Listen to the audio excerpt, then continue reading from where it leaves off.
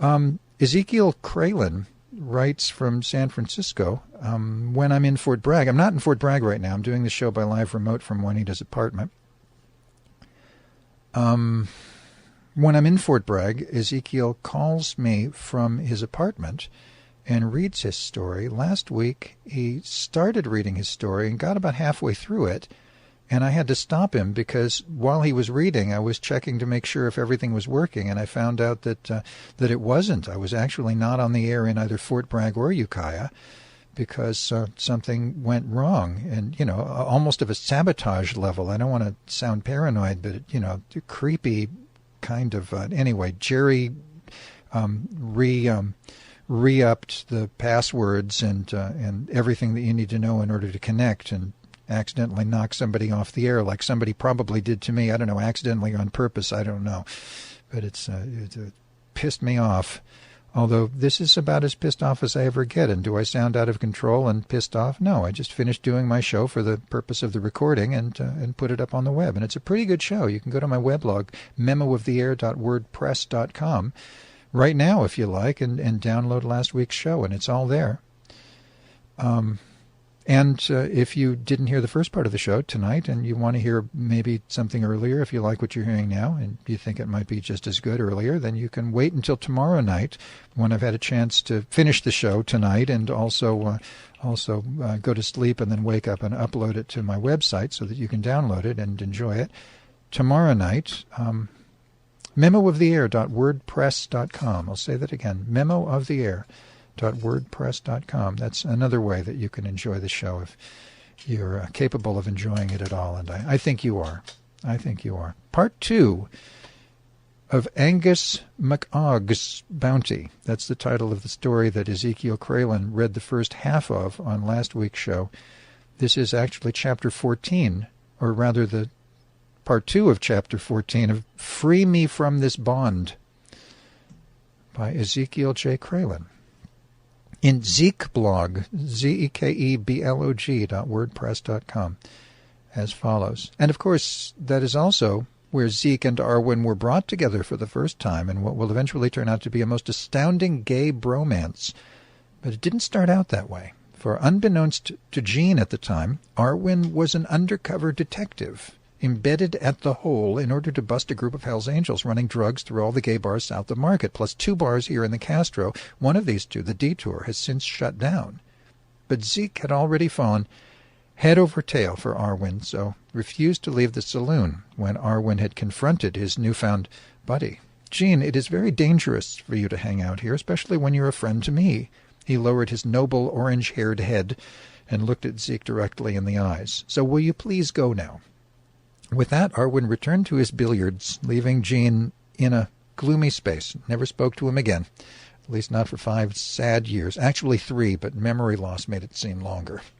Zeke refused to leave the Hole. He loved Arwen that much, at least was rather delighted to watch from afar Arwen's antics around the pool table and listen to rock and roll pounding through hyper-amped speakers and let thoughts of his Johnny, capital H-J, capital J, his Johnny sink into the moors of forgetfulness, capital M, capital F, for some reason. Though be assured that should anyone ever threaten Jean at the Hole or later the Eagle, Arwen would abruptly drive them out with great anger, which eventually cost him dearly, as he was instructed by south of Market drug lords to never defend Zeke or there'd be Hades to pay, and so he did.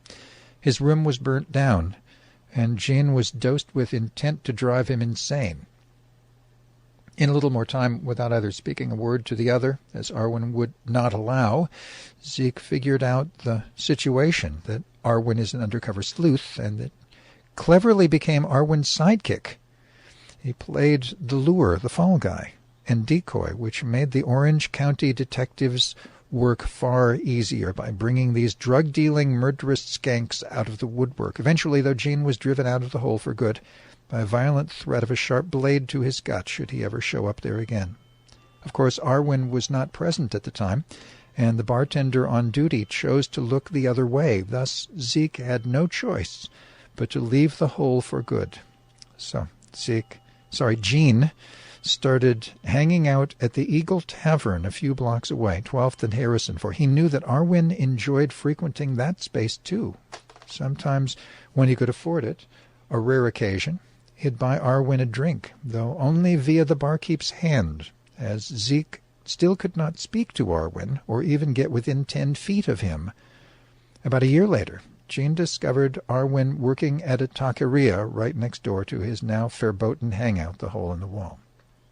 So, every Wednesday, Zeke would order a small meal and enjoy watching Arwen at work, a 6'4" handsome giant who towered above the several diminutive Mexican workers, an absolutely sweet and sometimes hilarious scenario of which Arwen was quite aware and made the most of. Still, Jean was not allowed to speak to him except to place an order, but Zeke did find endearing ways to compliment him from time to time without exposing their sweet relationship, such as after placing his order, which was always chili rellenos, remarking, "Not only is the food here quite good, but the view is outstanding."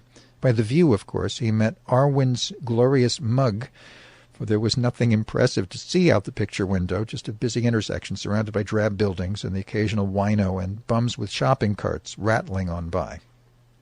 Jean sought additional non-vocal ways to express his love for this Orange County gumshoe by writing one blog every 2 or 3 weeks about Arwen and how simply being in his presence makes Zeke so ridiculously happy. He'd slip a printout of each episode secured in a decorated plastic folder beneath an old newspaper. Since Arwen also cleared tables, he'd be the first to find it. This lasted almost a year before Jean decided to cease his weekly visits in order to make clear he was no stalker. 2 months later, the restaurant closed. Those blog entries, by the way, now compose his online novel called The Arwen Chronicles, 29 chapters in all. When the taqueria phase ended, Arwen made sure Zeke could see him within every 2 or 3 weeks by showing up nearby, say, walking in opposite direction along the sidewalk and passing by as if neither knew the other, or some months later showing up out of the blue, now employed at a local bar, the Metro, which has since shut down, right across the street from Jean's apartment building. Darling reader, may I remind you that Arwen's keen telepathy certainly helped the process along.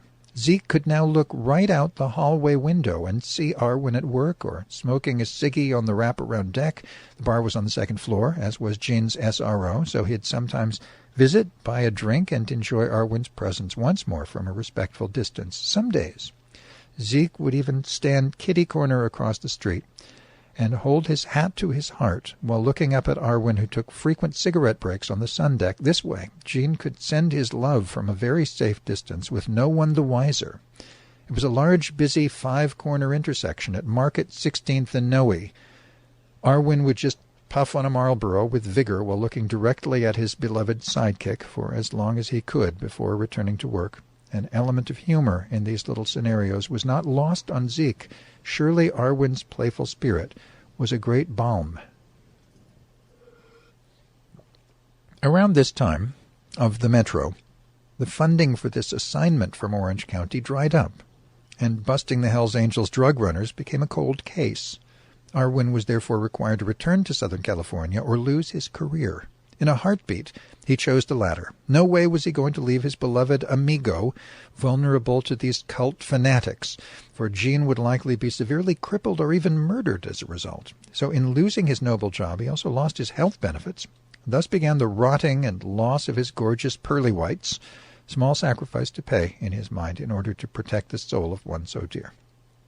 Arwen turned to hustling men in their 70s mostly at select gay bars in the Castro, not for sex, of course, but for nightly companionship. Fully clothed or in pajamas, he'd hold these lonely, though affluent elder gentlemen in his gangly arms, make them feel very much loved and appreciated. Mornings, Arwen would usually fix them coffee and breakfast in his underwear and tell many cheerful jokes and compliments. If there's one thing Arwen excels at, it's bringing joy to the hearts of aging or severely disabled men who otherwise would have no purpose in their lonely lives or any reason to get out of bed each day. Some suffered major health issues such as cancer, AIDS, and even dementia. Arwen loved them all to the point where they found life exceedingly wonderful again, or perhaps even for the first time. He graced them with his beauty, friendship, and humor, and in exchange received $100 to $500 a nightly pop. He could have gotten so much more because of his startling good looks and talent, but he intentionally sought more needful clientele, for Arwen is truly a lover to his brothers in great need. He uses his dragon-given beauty for all the right reasons, and this is why Jean harbors such golden affection for this most courageous and compassionate detective, the first man ever to make him forget his other great love, Randolph Lewis Taylor.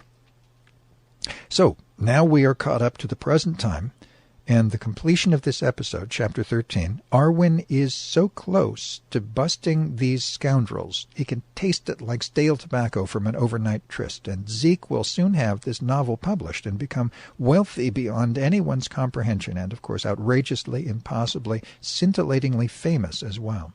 Their teeth will be repaired by the best oral surgeons and dental technicians money can buy, or simply healed in a flash by dragonly white magic, and Gene will open his first home for severely disabled gay veterans, employing his buddies off the streets to be their companions, maintain the building and grounds, and handle the books.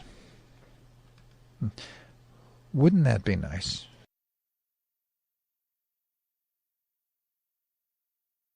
Generally, when I'm in Fort Bragg, there's a man named Ezekiel J. Kralin, which is not his real name, but it's been his name for so long, and it's as much like a real name as any name could possibly be. I'm not sure why he changed it to that, but that's his name now. And he calls at about 1 o'clock in the morning whenever I'm there and reads a story that he's written. Some kind of gay advocacy, vaguely porn-like science fiction private detective story. I mean, he's pretty interesting. Oh, that old niche. Well, yeah, but everybody can't be Yasha Heifetz.